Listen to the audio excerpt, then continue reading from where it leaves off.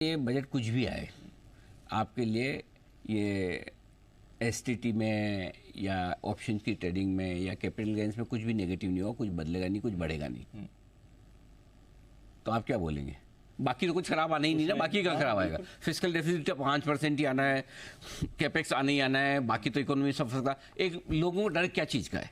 कुछ टैक्स को लेकर। इसके अलावा अगर 10 साल में इस सरकार ने कुछ खराब नहीं दिया बजट में, तो 11 में क्यों खराब दे देंगे?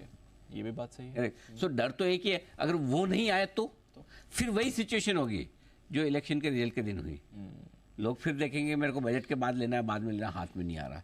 तो कोई बड़ी बात नहीं। ये जिस तरह का फोमो वाला मूव आज दिखा है, नो डाउट ये यूफोरिक मूव है, इसमें कोई डाउट नहीं, मैं एक्सेप्ट करता हूँ कि इस तरह की मूव नहीं चाहिए, नहीं आनी चाहिए, मैं भी मानता हूँ। लेकिन आप क्या करोगे जब आप एक्सेस मंदी में जाते हो? वो भी तो गलत है ना।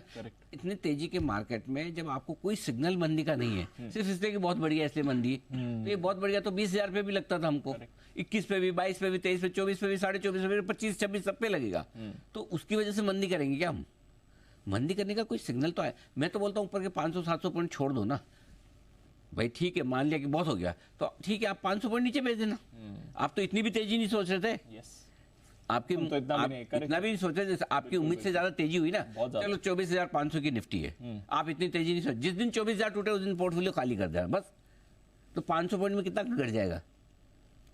अब ये एकदम मैं ही टॉप पे बेचूंगा और मैं बेचूं, उसके बाद ही निफ्टी नीचे आएगा, वो करने के चक्कर में सब हो गए हैं खाली। किसी के पास कुछ बचा है नहीं, न घर का बचा है, न पड़ोसी का बचा है। सही बात है। खुद का तो पहले बेच दिया और फिर दूसरों का बिकवा दिया। तो इसलिए मैं यही कहूंगा कि जिसको डर लगे मत खरीदो, कोई दिक्कत नहीं, नया पैसा मत डालो, नहीं डालना है उसको तो मत छोड़ो। अब सबको रेलवे महंगे लगते हैं, होंगे महंगे, मैं भी मानता हूँ हिस्टोरिकल वैल्यूएशन देखोगे महंगे, बहुत सारे रेलवे स्टॉक्स महंगे हो गए, बहुत सारे पीएसयू महंगे हुए। लेकिन अगर आप एक दिन पहले भेज देते, लाओ जरा इरकोन राइट्स के जरा लेके आओ, रेल टेल क्या क्या है, अब आपने एक दिन पहले अगर इसको भेज दिया तो फिर यही करोगे, फिर क्या करोगे? बिल्कुल बिल्कुल 8%, 15%। तो मूव सही है गलत है उसमें नहीं जा रहे। अल्टीमेटली आप सही गलत का जजमेंट करने के लिए थोड़ी बैठे हैं यहाँ पे, अपने जज थोड़ी हैं, यहाँ पैसा कमाने के लिए बैठे हैं ना। Yes sir. अगर 2 दिन जल्दी बेचते हो 30% आपका मिस हो जाता, आपका ज्ञान क्या काम आया? भाई एंड ऑफ डे तो पैसा बनाना है। तो पैसा बनाने का एक ही फॉर्मूला है, बने रहो, टिके रहो, डटे रहो। जब मंदी आएगी, जब रिवर्स होगा, दिखेगा, यहाँ दिखेगा, जब दिखेगा तब दिखेगा, बाकी होल्ड करिए। बाकी आज की स्ट्रेटजी बता देता हूँ। सही समय पर सही लेवल पर सपोर्ट लेवल से रिकवरी लौटी है निफ्टी की, बहुत बढ़िया। और जो रिकवरी के लिए परफेक्ट लेवल था, सुबह जब खुला था 24,400 के आस, हमने बोला था 24,300, 325 पे हम एंट्री मारेंगे, 335 प्रिसाइजली एग्जैक्ट लो आज का 24,330 से दी। बिल्कुल आपको ओबलाइज किया है मार्केट ने उसी लेवल से। करेक्ट। सो वहाँ से लौटी है। टीसीएस के नतीजे से बाजार में जोश आया है। सबसे बड़ी बात आज के लिए क्या है, टीसीएस ने तो अपना काम किया, ठीक है TCS, thank you very much. लेकिन जो आज सबसे इंपॉर्टेंट चीज़ है वो टीसीएस नहीं है, टीसीएस के अलावा है। ये जो कल के डेटा एफआईएस के देखने के बाद आज एक बढ़िया मार्केट का मूव ये भी हो सकता था, टीसीएस आईटी सब गर्म, बाकी सब नरम, और इंडेक्स कुछ नहीं कर रहा। बैंक निफ्टी नीचे 52,000 के, बाकी एफएमसीजी वगैरह थोड़े ठंडे, ठीक है। लेकिन टीसीएस, आईटी प्लस अदर्स सब मिलकर आग लगा रहे हैं बाजार में। बिल्कुल। तो ऐसा नहीं है कि इंडेक्स मैनेजमेंट नहीं है, ये रियल खरीदारी है, डिलीवरी बेस्ड खरीदारी है। और एफआईएस की कल की बिकवाली के बावजूद आज जो खरीदारी आई, एफआईएस को भी मजबूरी में मूड बदलना पड़ा कि भाई अब तो हमको अंडरवेट हो ही नहीं सकते, आईटी लेना ही पड़ेगा। पिछले 1 साल से बार एक साल भी 8-9 महीने से हम लगातार बोल रहे हैं हम आईटी पर बुलिश नहीं है, ओवर बुलिश है, ओवरवेट है। टेलीकॉम पे बुलिश नहीं है, ओवर बुलिश है। बार जब इतना जोर से बोलते हैं तो लोगों को कॉन्फिडेंस, हम एफएमसीजी पे बुलिश नहीं है, ओवर बुलिश है, तब जाके स्टॉक्स में नए हाई बनते हैं। इसलिए आज की रिकवरी बहुत इंपॉर्टेंट है। बजट तक बायो डिप्स की हमारी स्ट्रेटजी परफेक्ट चल रही है, चलती रहेगी। दिग्गजों में खरीदारी के लौटने के साफ संकेत हैं। एफआईएस की तरफ से जमकर एफआईएस खरीदारी के आज के नंबर देखना, दीप आपको मजा ना आ जाए तो नाम बदल लेना। बिल्कुल अपना है, मेरा नहीं। बैंकों की रिकवरी यहाँ भी जो आई है कॉन्फिडेंस बढ़ाने वाली है। और अब इंपॉर्टेंट एक और लाइन जो आपको बताने जा रहा हूँ, ऐसा लग रहा है कि बैंक निफ्टी ने अपना करेक्शन पूरा कर लिया।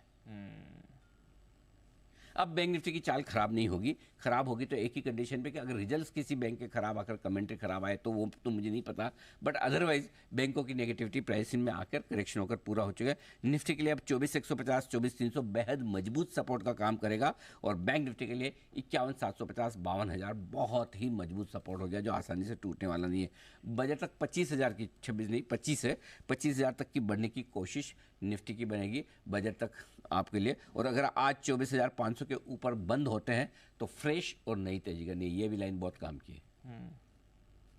फ्रेश और नई तेजी 24,500 के ऊपर अगर बंद, पीछे वाली लाइन लाओ, 24,500 के ऊपर आज बंद होते हैं तो दो चीजें, फ्रेश और नई तेजी करनी है और बजट तक 25,000 की तैयारी। क्या बात है सर, मतलब जब 24,500 वाला बजट से पहले तो इतना अग्रेसिव टारगेट लग रहा था, अब तो 25,000 की बात। आपको 24,400 24,600 की रेंज का दिया था दिया और था। उसी रेंज में आपने पूरा टाइम बताया, आज 24,600 अचीव हो गया।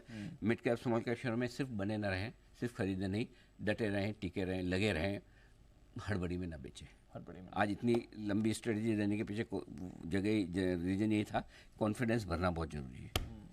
बने रहें, हल्ले गुल्ले शोर शराबे से ना सोचे, न ये पहला बजट आ रहा है न आखिरी बजट आ रहा है हिंदुस्तान के इतिहास का, न इस सरकार का पहला और आखिरी बजट है।